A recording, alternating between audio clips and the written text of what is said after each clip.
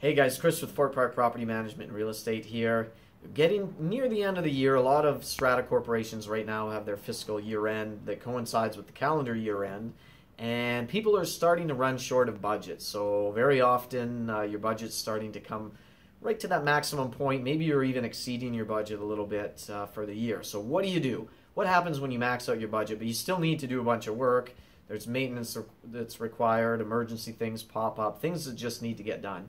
So as a strata council, you are allowed to overstep your budget, overspend, but that's only up to 5% of your operating budget. So if it's 100,000 that you're collecting in strata fees for a year, that 5% would be 5,000.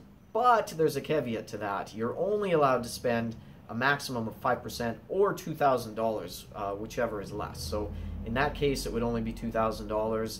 It really doesn't give you a lot of leeway as a strata council. $2,000 can get chewed up really quickly.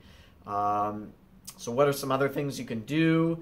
Well, you can go to the owners and present a special general meeting and get them to approve a new budget that would allow you to spend a little bit more. That's a big pain in the butt. It's a 3-week requirement for that. So you don't necessarily want to do that. The other thing you can do is you can borrow from your CRF. So we do see that.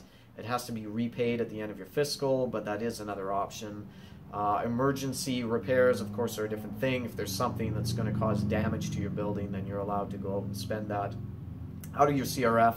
You have to let the owners know right away, and then, of course, it does have to be ratified at a special general meeting later on. So those are a couple things you can do. So don't sweat it too much if you're maxing out your budget. A lot of stratas do this, and there are some options for you. Hope that helps a bit.